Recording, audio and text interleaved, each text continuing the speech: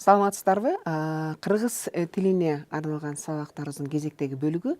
Бүгүн биз сөз айкаштары жөнүндө кеп калабыз. Биздин максатыбыз кайсы сөз, кайсы сөздөр менен туруктуу айкаша тургандыгын билүү. Бул жөнүндө эгер билсек, биз билимибизди аныктай алалык, билет экенбиз деп. Билимибизди тактайлык жана толуктайлык. Эгерде жаңылыш билип жүрсөк, ошону оңдосок болот. Эмне үчүн муну кылабыз? Себеби деген кыргыз тилинде аябай көп туруктуу калыптанып калган сөз айкаштар бар. Башкача айтканда, бир сөз дагы бир сөз менен гана айкашат. Мааниси жагынан да бир экинчи, үчүнчү сөздөрдө туура келиши мүмкүн болгону менен биздин тилдик салтыбыз ушундай айкашууну гана калыптандырып койгон. Эгерде көнүмүш болгон сөз айкашына башка сөз кирип калган болсо, башка сөз менен айкаштырып, башка сөз менен колдонуп калса, адатта негизи өөн учурайт, өөн угулат кулаккачы. Адатта ошондой чала тилдик мындай практикасы кичине чалараак экенин, анча жетиштүү эмес экендигин ушул сөз айкаштардын колдонуусунан да байкаса болот адамдардынчы сүйлөп жатканда. Ошондуктан биз азыр иштин түрү кайсы болот? Биз тест аркылуу ушул ишти аткарып көрөлүк, өзүбүздү сынап көрөлүк. Эгерде мүмкүн болсо, колуңуздарга барак кагаз, анан калем же калем сап кармап отуруңуздар. Менимче сиздер үчүн кызыктуу болуп болуш керек. Эң биринчи кезекте мен айткандай өзүбүздүн билимибизди аныктап, текшерип көрөлүк канчалык билет экенбиз. Анан эгерде билбеген жерибиз болсо, күмөн санап жүргөн болсок, ошону тактап, толуктап, бышыктап алалык. Мисалдарды келтиресиз. Мисалы, биринчи мындай мисал. Концерт анча жакшы эмес экен. Менин купулума эмне деп айтабыз? Менин купулума баткан жок. Концерт анча жакшы эмес экен, менин купулума келген жок. Концерт анча жакшы эмес экен, менин купулума толгон жок. Же менин купулума жеткен жок.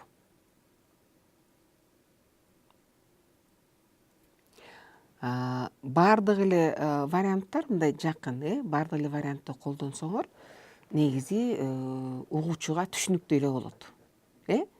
Бирок туура варианты купулума толгон жок деп айтабыз. Бирок мен практикамда уккам. Купулума баткан жок деп уккам да, бирок негизи туурасы биздин кыргыз тилине, нукура тилге туура келчү сөз айкашы бул купулума толгон жок. Купулума толгон жок деген эмнени билдирет, билесиздерби? Албетте, купулума толгон жок, мага жаккан жок.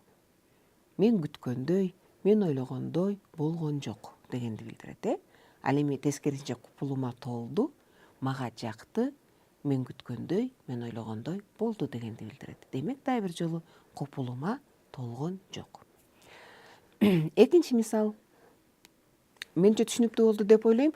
Биринчи, анан дагы негизи купулума толду, купулума толгон жок деген сөз негизи активдүү эле лексикага кирет, көп эле колдонуп жүрүп, күндүк турмушта көп эле колдонуп жүрчү сөз. Сиз өзүңүзгө жеке баа берип көрдүңүз, муну да колдонуп көргөнсүзбү?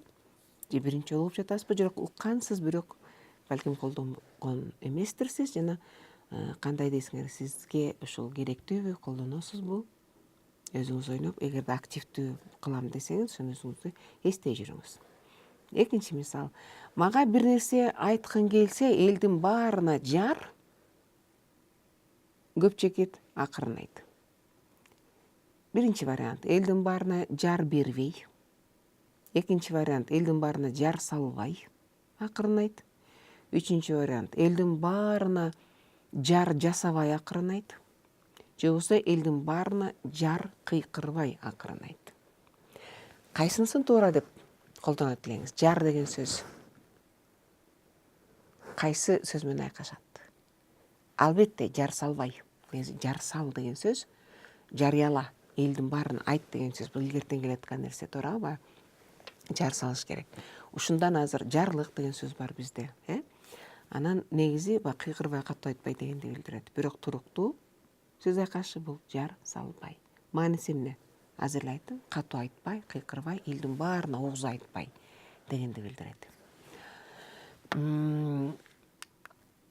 Дагы бир мисал, бул өз оюмду ишке көп чекит үчүн көп аракет жасадым. Биринчи вариант.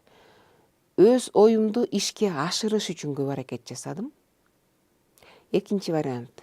Өз оюмду ишке улантыш үчүн көп аракет жасадым. Үчүнчү вариант.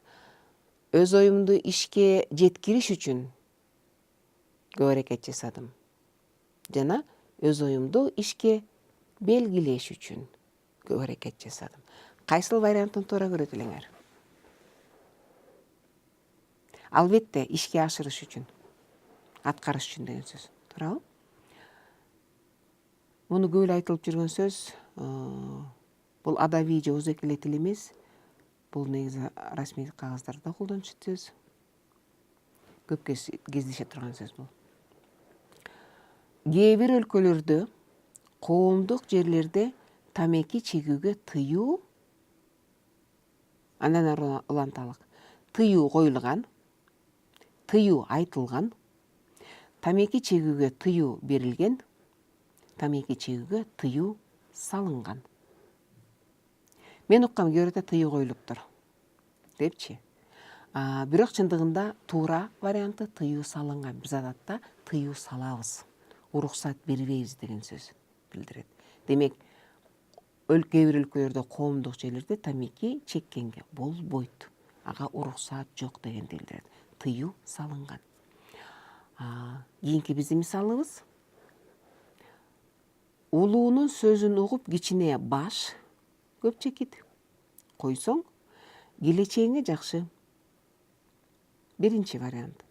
Улуунун сөзүн угуп кичине баш тартып койсоң, келечегиңе жакшы болот. Бул жерде тырмакчага алынган, бул кайсы бир адамдын айткан сөзүнөн келтирилген мисал. Улуунун сөзүн угуп кичине баш ийип койсоң, келечегиңе жакшы болот. Үчүнчү вариант. Улуунун сөзүн угуп кичине баш салып койсоң, келечегиңе жакшы болот. Жана төртүнчү вариант. Улуунун сөзүн угуп кичине баш алып койсоң, келечегиңе жакшы болот. Негизи кыргыз тилинде ушул сөздөрдүн баары менен айкашкан сөз айкаштар бар туруктуу. Баш тартуу деген да бар, баш ийүү деген да бар, башын салып деген да сөз бар, ал башын салып отурат. Баш алып деген да, баш алды деген да сөз бар. Бул эми туруктуу сөз эмес, бирок мисалы макалда бар, бөрк алды десе баш алат деген бар. Демек, баш деген сөзгө ушул төрт сунушталган варианттын баарын тең кою менен негизи сөз айкашын же эркин сөз айкашты жазса болот экен. Бирок сүйлөмдүн мазмунуна кайсы туура келет? Албетте, улуунун сөзүн угуп кичине баш ийип койсоң, келечегиңе жакшы. Баш ийип деген эмнени билдирет? Макул болуу, туурабы?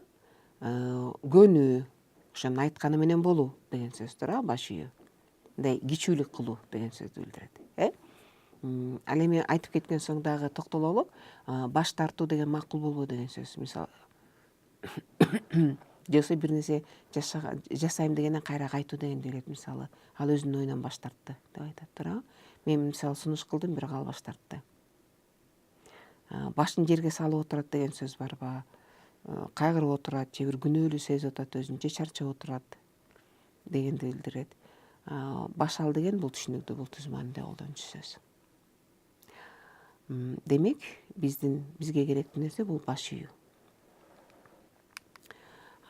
Дагы бир мисал бул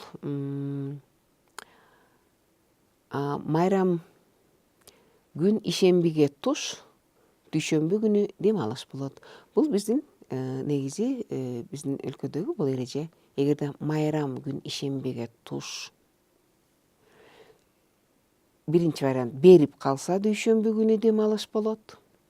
Майрам күнү ишембиге туш келип калса, дүйшөмбү күнү дем алыш болот.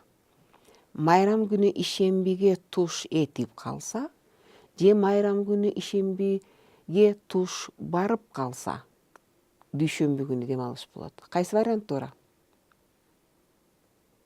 негизи бир нерсеге туш береби, туш келеби, туш этеби, туш барабы?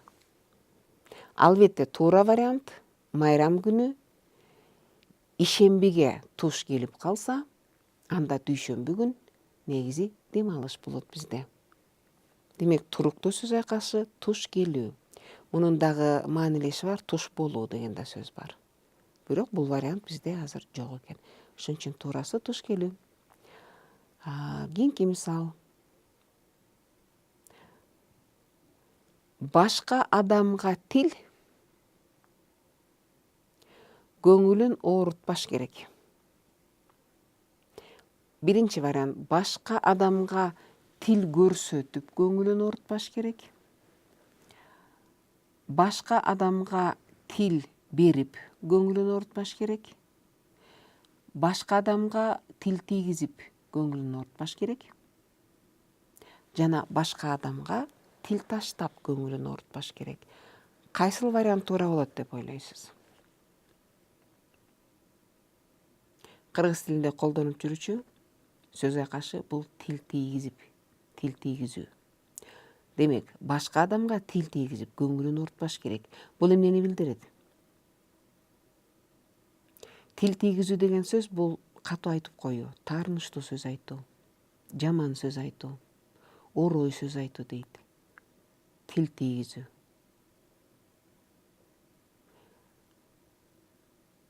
Жана ошол аркылуу көңүлүн оорутуп коюшу мүмкүн адамдын. Албетте кыргыз тилинде тил көрсөтүү деген деле сөз бар. Ал өтмө маанилүү эмес, негизи тилин көрсөтөт деген сөз бар. Тил таштап, тил берип деген сөз айкаштар жок, бул кыргыз тилинде кездешпейт мындай сөз айкаш. Мааниси жагынан туура келбейт. Андан кийинки мисал. Апам атам жумуштан келмейинче чоң атамдын санаасы көп чекит көчөнү карай берет. Демек, апам менен атам жумуштан келмейинче чоң апамдын санаасы кетпей көчөнү карай берет. Чоң апамдын санаасы болбой көчөнү карай берет. Чоң апамдын санаасы калбай көчөнү карай берет. Чоң апамдын санаасы тынбай көчөнү карай берет. Кайсыл туура болот? Албетте, апам менен атам жумуштан келмейинче чоң апамдын санаасы тынбай көчөнү карай берет. Себеби сөз айкашы кыргыз тилинде кезиге турган бул санаасы тынуу, санаа тынуу же санаа тынбоо. Тынчы кетүү деген сөз. Тынчсыздануу, ойлоно берүү ошол жөнүндө дегенди билдирет. Демек, атам менен апам жумуштан келмейинче чоң апам тынчы кетип эле ошолор жөнүндө ойлонуп эле көчөнү карай берет. Демек, санаасы тынбайт. Башка сөз айкашы бизде жок. Башка сөздөр буга туура келбейт.